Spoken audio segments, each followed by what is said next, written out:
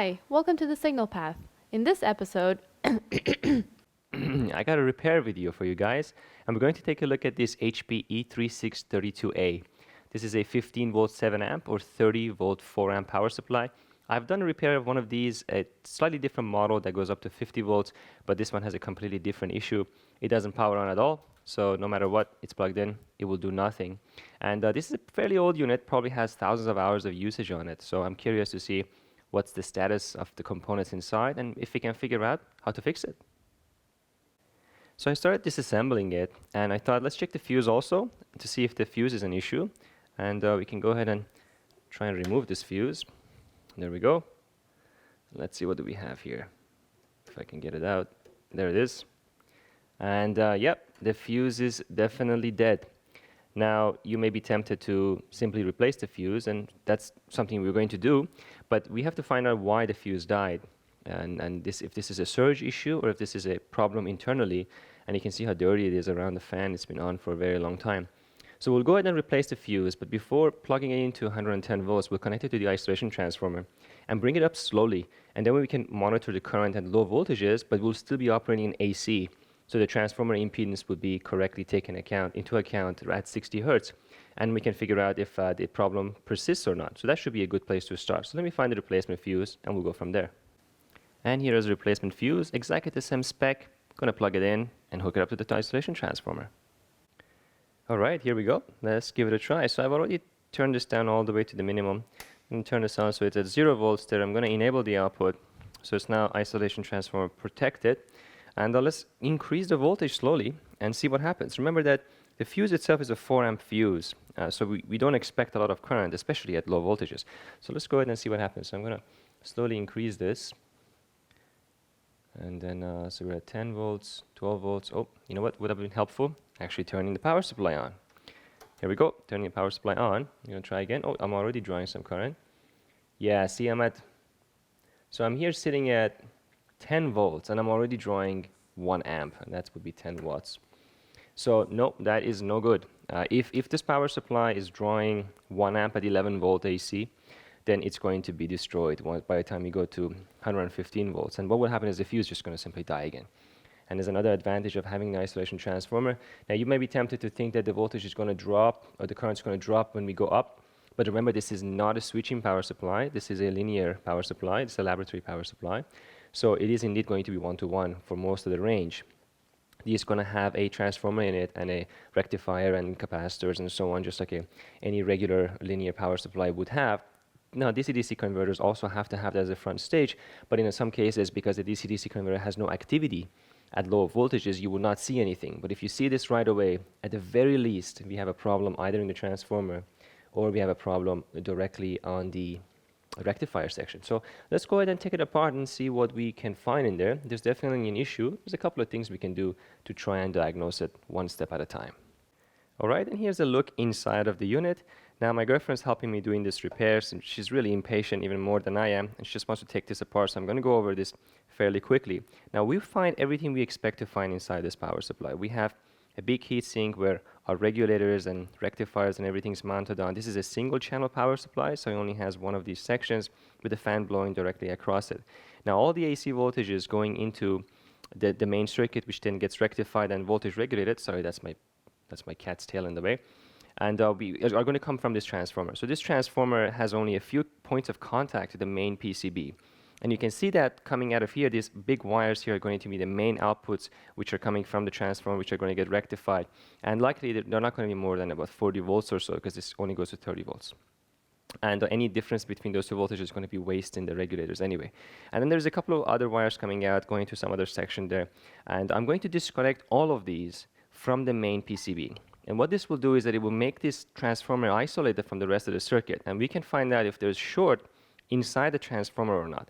If the transformer is not shorted and the voltages coming out of here are reasonable, and we can crank it up to 115 volts and there should be no problem, it should consume no current, no real power, then the problem is on the PCB, and then we can turn our attention to that.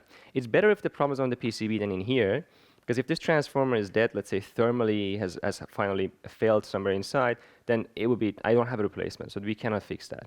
So we would have to find a replacement for it, and that would be difficult. So let's go ahead and do this one step at a time. Remove these, plug it back in, crank up the current, and see what happens, and see if we can figure out something from there. Okay, so here we have it. This is the first connection from the transformer to the PCB. I've removed that, and here are the 4 cables that were coming out of the transformer, also removed from the PCB. So now there is no connection from the transformer to the PCB. Now there is still some connection from the AC line to the PCB, which goes into it and for voltage selection and perhaps something else, I'm not quite sure yet. But either way, the transformer being out of the circuit should give us at least some indication. So let's go ahead and try that. We're going to go and turn this on again, and let's see what we get. So here we go. So 0 volts, 0 amps. We go back to 10. Yeah, you can see I'm getting nothing this time. I can crank it up. Oh, I hear the fan coming on. There we go, look at that. So here's 115 volts. We are burning 18 watts, and the fan is on. So the fan is not powered from the transformer, which is interesting. So there's some circuitry in there, but that circuitry seems to be working because we have 115 volts, the fuse is not burning. These lines are now disconnected. So now what we need to do is to go back to the circuit and take a look and see where these guys go and trace from there to see if we can find a particular short or a problem on the PCB, and that will be our next step. So here's the back of the PCB. Now the 4 points where the transformer contact the PCB are these 4 points, 1, 2, 3, and 4. And you can clearly see how wide the traces that are connecting to these are, because this is the main part of the circuit where the current is flowing, so you want very little resistance on those traces. And you can kind of roughly trace them out where they go. We have 2 of them here and 2 of them here, and obviously one of them is going to this component here. And there's a faint trace on the other side, which looks like goes also to the other pin. Now we have 4 pins here with a wire jumping on this side, and this 1, 2, 3 back here are capacitors, and you can see holes underneath them for pressure relief in case something goes wrong there. So these 4 capacitors, the filter capacitors after voltage rectifier, are sitting on the other side of this PCB there. So we have our capacitor, we have our rectifier. So we can go ahead and start doing some measurements, see if we can find an issue between these various terminals. So I'm going to measure between all of these and see if we have a short or a very low resistance somewhere, and then we can find out what component could be potentially responsible for that. Okay, let's do some measurements. So we are in short detection there. So let's measure between these 2 terminals of the transformer. So from here to here, do we have a short? Nope. No short. No short. Let's move up. Nope. Still good. Move up. Ah, there we go. Look at that. I'm going to put it in resistance mode because it's going to otherwise be extremely annoying. And I'm going to measure it just to make sure that I'm not measuring a capacitor, large capacitor. And let's see. Nope. You can see the resistance is not moving, so I'm not charging a capacitor. There's indeed a short circuit there. And looking at this, we can see that it goes to this component. So let's verify that it is the case. So this pin is connected to this pin. We can see that, 0 ohm. And the pin next to it, I suspect is connected to the pin up here. And indeed it is, which means there's a short between these 2. And yep, you can see the short between those 2. So this has 4 pins, and this is most certainly a rectifier, given that its outputs are connected to the capacitor. So the rectifier is a short in this, and that obviously is a catastrophic failure of the rectifier. But the question is the rectifier the only issue? Well, we don't know that yet, because this could be a cascade failure. But we'll have to get to the rectifier, remove it, and even put a temporary rectifier in this place and see if it comes back to life. I have to completely disassemble this, and that will take a couple of minutes, I think. And we can go from that and take a look. And I suspect it's very, very dirty inside, so we're going to have to do some cleaning. But it should be pretty straightforward. And here we go. We took it apart, and it's very, very dirty. And to make matters worse, the component that's damaged, it's quite inaccessible. First of all, look at how nasty it's become on the inside. I'm going to have to completely clean this up. So the component's on the other side. Remember, it was right here, and that is right there, sitting behind this heatsink. So it's sitting behind these 2 capacitors. So if I want to access that and remove it, which we'll have to remove it, we'll have to take these capacitors off so that I can put a screwdriver in, and unscrew it from the heatsink. The alternative would be to take the entire heatsink off with all the other components that are on it, and I think that's probably more work, given that these are elastic together. So yeah, but there's not much else to say right now. Just clean this up, remove the capacitors, get a view of what that component is. Again, likely a rectifier, and then remove it, and then see if we can find a replacement or something to temporarily replace it with, so we can turn the power supply on and figure it out. And everything else is pretty straightforward. So let's do some cleaning and some removal. All right, here is the capacitor removed. Now we have access to the rectifier, and take a close look at it. And we don't even need to really examine it any further, because it's very clear what has happened. If this camera would actually focus, there it is. You can see there's a big crack in it, so it's completely broken. Most likely a thermal issue or aging eventually has completely failed, and you can even see a bit of mark on the heatsink from the damage. So this is done, and what we need to do is to remove it and see if I either have a replacement for it, and if I don't have a replacement for it, we'll have to maybe improvise and put something in its place that we can still attach to the heatsink. So let me take it out, take a close look, and see how it's broken, and then we'll see what we can do about it. So here it is. I took the component out, and as you can see, it's definitely damaged. And I was looking for a replacement because I didn't want to wait for DigiKey to deliver one.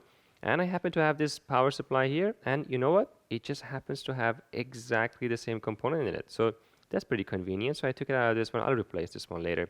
So we can go and put this one back in our power supply, hook it up to the transformer, and see if we see any difference in its behavior and whether it would come back online. And if it has any other issue, we will be able to find out. And here we are, reassembled and ready to try again. So we're going to put it back into the case, because that's really the easiest way to connect all the cables again. And then we can see what happens. Okay, everything is back together again, and I've done this for safety as well as making sure that these connections all reach to where they're supposed to be. So I've connected everything back again, and we can go ahead and try it. So let's go and turn on the isolation transformer again and slowly crank up the voltage and see what we see. So it's already turned on. I'm going to turn on the isolation transformer, so good, it's 0 volts. I'm going to crank it up before it used to go crazy. There we go, that's pretty good. 22 volts, it's not drawing any excessive current, that's good. Let's increase. The fan is coming on. Oh, and it just made a beeping noise, that's good. So it did boot. So let's now restart it, so that it does a proper startup. Let's try again. There we go. And one more time. And only one beep. That's not a good thing. And yep, the LCD or the vacuum fluorescent display, it doesn't work. It doesn't come on. But the buttons work, and that's a good sign. So there are two ways these displays fail. Either they fail because the microprocessor on this failed, or because the vacuum fluorescent display has failed, or the driver for the display has failed. When the processor fails, it's tough to fix because you need to have an exact replacement of that part, because the software is burnt into the ROM of that processor, and I've done a replacement of that before, and somebody sent me a replacement component. It's not something you can buy. But if the VFD is broken, we might be able to find a way to solve it. Now, the fact that these buttons work mean the microprocessor is working, because it's responsible for controlling the buttons and the LCD screen, or the VFD screen. So let's go and see if any voltage comes out of it, because when I turn it on and I rotate the knob, I hear clicky noises, which means it's trying to adjust the voltage. Now that's a good sign. So let's go ahead and try that. Let me turn it back off. So we start from a known state. So these power supplies, when they power on in the off state. So we can take advantage of that. Let's plug that in. And let's put that multimeter somewhere here, let's say. And I'm going to put this one like this. I don't want to make sure I don't short anything out. Let's take it for this one now. Let me adjust the camera here. And let's see if we get anything. Let me turn this on. So I'm going to power it on. Then all we're going to do is we're going to turn the output on and rotate, and then see what happens. And, forgot to turn it on. Let's see. Come on, Fluke. You can do it. There we go. So let's give it a try. I'm going to hold it in my hand just to make sure it doesn't touch anything. And here we go. So nothing comes out. That's normal. Let's turn it on. Still nothing. And 1 volt. There you go. Look at that.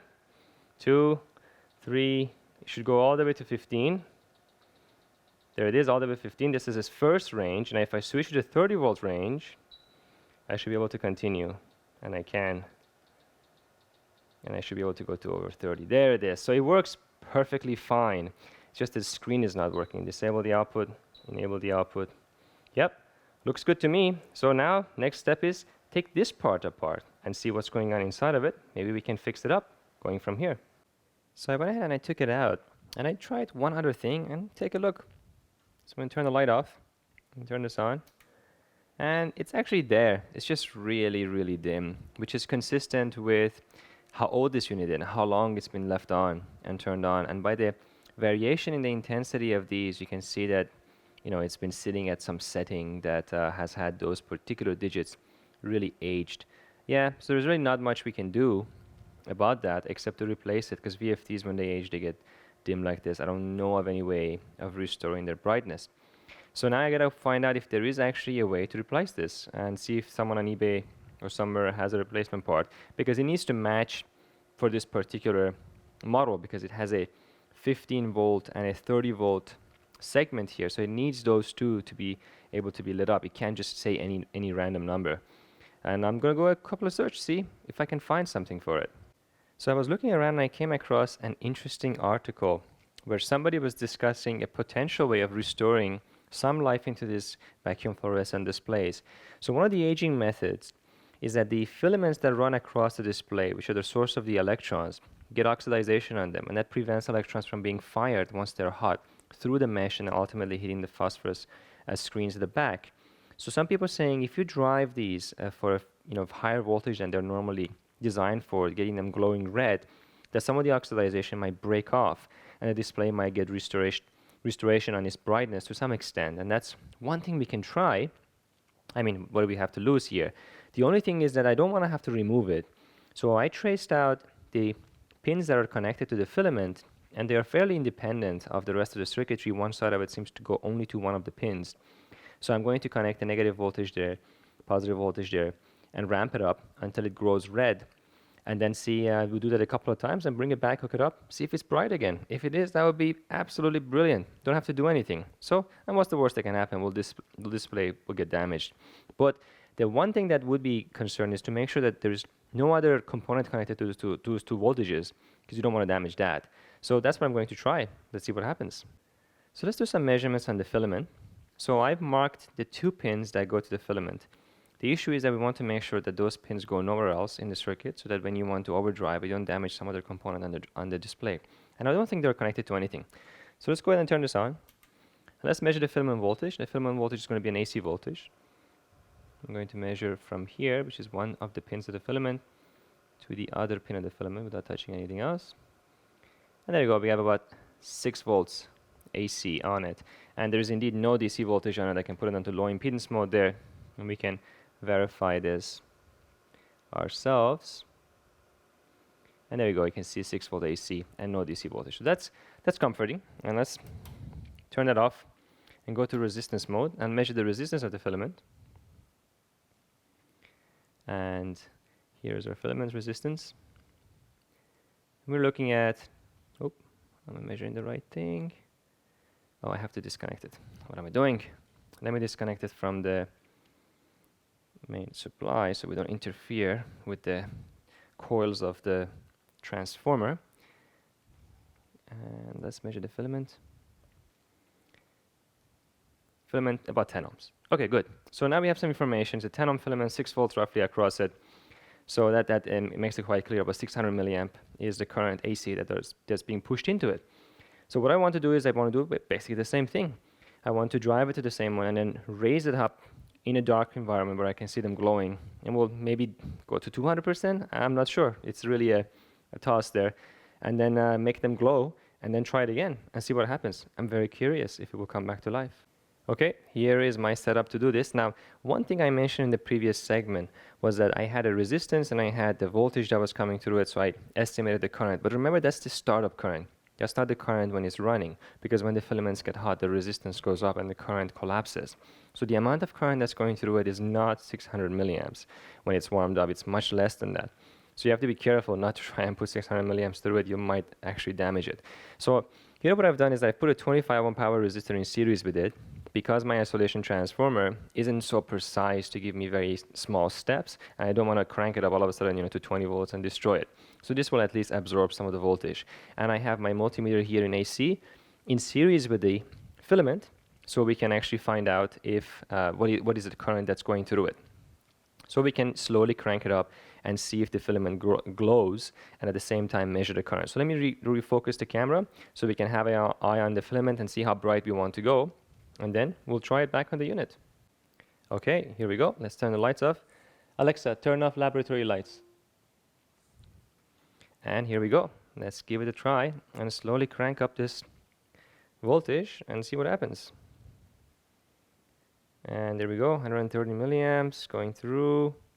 And look at it. I don't know if you can see it or not, but they're already glowing. You can see. Let me turn off another light that's in the lab. And we should be able to get a better idea of the glowing. There it is. Yep, quite nice and bright. Now I'm going to keep increasing this until it's, well, I don't know actually when to stop. So let's see what happens. Here we go. It's much brighter than it was before. 300 milliamp. Let's keep it there for a few seconds. And the current's not changing that much, which is a good sign. Okay. Let's see, maybe a little bit higher and go back down. There we go. Let's do this one more time. Up to 300 and down, and a third time for luck. 330. Let's keep it there for a bit. So yeah, this is definitely beyond specification. Obviously, it never glows like this in the system, so it should be helping, hopefully. Burning off the oxidization layer, and okay, let's give it a try. I'm excited to see what happens. Well, it didn't work, so I went back and I tried it with more current, and of course I destroyed it. So there goes that. The filaments are dead, and one of them just broke off. Apparently you're supposed to get it white hot, and I did exactly that, and of course I went a little too far and it broke. So that is supposed to fix the issue if the filament is oxidized. But if the phosphor has aged, that would not fix that. And I don't know which case it was here, but either way, it was an utter failure. So what I'm going to do is I have to take it off. We have to now find a replacement filament for it, replacement VFD. There's really no other way, because even what I had before is no longer there. So, yep, that's a giant leap backwards, but that's okay. That's what happens when you try it. Hopefully, if you try it with some success, let me know, but I couldn't get it to work. So now I'm going to look for a replacement. Well, we went ahead and ordered one replacement screen, so I did manage to find one on eBay, and it was about $90, which is quite expensive really for what you're getting. But this is what happens when parts are rare and difficult to find. So now we have to replace it with the other one. Lots of unsoldering of the pins and replacing. I wonder how bright this is. Looks brand new. We'll see what happens. And here we replaced the old display with this one, and you can clearly see that there's a difference between the digits. On the camera you should be able to see that the new display's digits are much brighter, and they have much wider surface to them. So I'm curious if this means that it will perform better. I also cleaned up the unit quite a lot, so we can put it back together and see what happens. All right, it's all put back together. Let's give it a try. And ta-da, looks great. Look how bright it is. And you can see it's actually the brightest VFD display I have in the lab, and apparently this was new. So maybe $90 is not that unreasonable for something that's fairly difficult to find. And you can see that it does say 15 volts and 30 volts, which are the correct labels for this particular model, because you can get these obviously with many different combinations. Now the question is, does it perform and does it turn on? Does it sink the right amount of current? We can do a quick test on that with my electronic load. Okay, let's turn it on. And when I turn it on, I see about -4 to 5 millivolt. And that's normal because this is not being calibrated, probably never been calibrated. So it's going to be a little bit off. And there's a very simple procedure for calling this out. And I think I've done that in a different video. So you go ahead and see you can find that video. So let's go ahead and crank this up to the maximum voltage it can do on the 7 amp range. So 15 volts is the most it can do. You can see we're reading 15.12. It's pretty close, but I would definitely recal this if I were to use it for anything precision. Now 7 amps, I've already set this to sync 7 amps, as you can see. So we can go ahead and turn it on. And there you go. You can see that it's syncing 7 amps and it's maintaining 15 volts very nicely. So it has no problems there whatsoever. And we can go to the 30 volt range. And as soon as I do that, it can no longer do 7. So it can only do 4 amps and the voltage collapses because the electronic load is requesting too much. So let's go ahead and change the current for that to 4 amps, and at 4 amps you can see we jump back to 15 volts, so it's definitely working. And thank you, Push, that's very helpful. And we can continue this to 30 volts, and it should be able to do about 4 amps there, and it is indeed doing that, and the amp measurement is actually pretty accurate. So very good. I would say this is a successful repair, and quite exciting. Something that cost about $90 to fix is not too bad for a power supply like this, which is quite expensive. Now, again, if you like this video, please give it a thumbs up, and as always, these are possible because of your Patreon support.